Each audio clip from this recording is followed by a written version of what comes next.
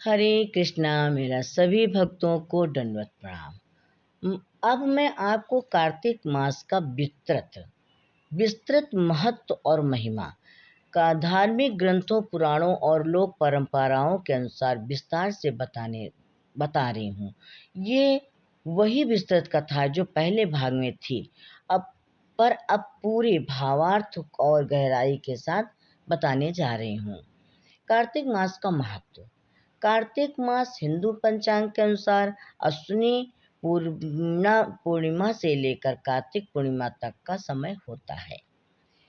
यह महीना भक्ति, दान, तप और भगवान विष्णु, विशेषकर श्री कृष्ण की उपासना के लिए सभी से पवित्र माना गया है। पुराणों में इसे धर्म का हृदय और भक्ति का महीना कहा गया है। इस मास विष्णु प्रिय मास कहलाता है। भगवान विष्णु स्वयं इस मास में विशेष रूप से अपने भक्तों के पास रहते हैं। स्कंद पुराण, पद्म पुराण और नारद पुराण में कार्तिक मास की महिमा का विस्तृत वर्णन है। कहा भी गया है कि कार्तिकेय मास यतः स्नानाति नित्यम दीप प्रज्वलायेत, अर्थात जो व्यक्ति कार्तिक मास में स्नान करता है और प्रतिदिन दीपदान करता है, उसे अक्षय पुण्य प्राप्त होता है। कार्तिक मास में प्रातः ब्रह्म मुहूर्त में उठकर पवित्र नदी, तालाब या घर पर गर्म जल से स्नान करने की परंपरा है। इसे कार्तिक स्नान कहा जाता है। स्कंद पुराण में कहा गया है, कार्तिके मासी स्नानः, कार्तिके मास यह स्नाना कुरुते ब्रह्म मुहूर्त के लतस्य पापम विनश्यति गोसहस्त्र प्रदानतः। यानी कार्तिक मास में जो ब्रह्म मुहूर्त में स्नान करता है उसे सहस्त्र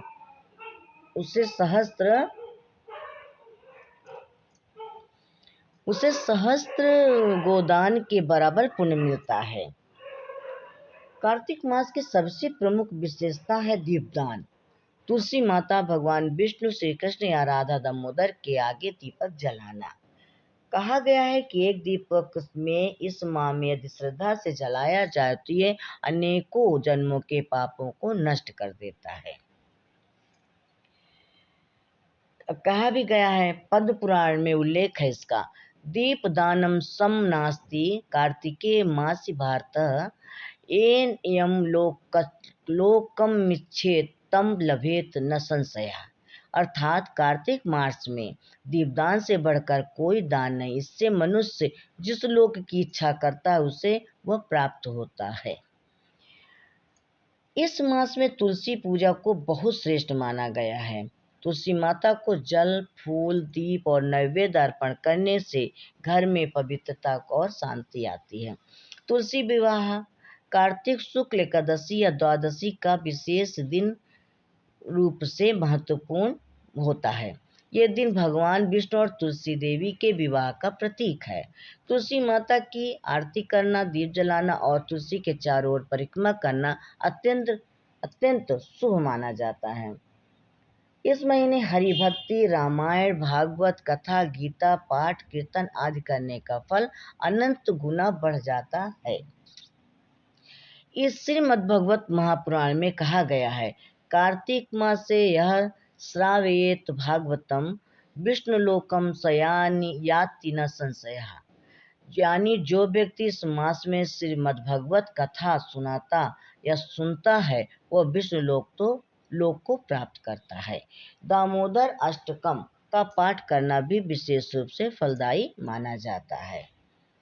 कार्तिक मास में सात्विक भोजन करना चाहिए। प्याज, लहसुन, मद्य आदि से दूर रहना चाहिए। एक समय भोजन या केवल फलाहार करने से शरीर और मन दोनों शुद्ध होते हैं। क्रोध, असत्य, चुगली, अपशब्द आदि से भी बचना चाहिए। इस महीने में अन्नदान, वस्त्रदान, दीपदान, गौसेवा, ब्राह्मण सेवा, गाय को भोजन देना, ये सब अत्यंत पुण्य देने वाले कार्य होते हैं। कहा भी गया है, दानम यत्नेन देयम स्यात् कार्तिक मास सर्वदा दानेन नित्यम लभते मोक्षम नरः शुभम। कहते हैं, शरद पूर्णिमा किस लिए होती है? कार्तिक आरंभ, अमावस्या, दीपावली, लक्ष्मी पूजा, गोवर्धन पूजा, अन्नकूट, कृष्ण द्वार गोवर्धन उठाने की लीला, भैया दूज, भाई बहन का प्यार, एकादशी, देवउठनी एकादशी, भगवान विष्णु की निंद्रा से जागृत, तुलसी विवाह द्वादशी, विष्णु और तुलसी का विवाह, कार्तिक पूर्णिमा, त्रिपुरारी पूर्णिमा। ये एक महीने में सब आते हैं।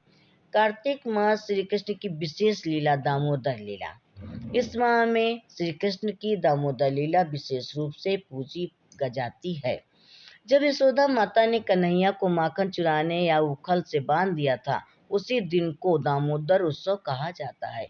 ये प्रतीक है कि भगवान स्वयं अपने भक्त के प्रेम से बन जाते हैं। इसलिए हर शाम दामोदराष्टकम का पाठ और दीपदान किया जाता है। कार्तिक मास वही है जिसमें मनुष्य का मन भगवान की ओर लौटता है।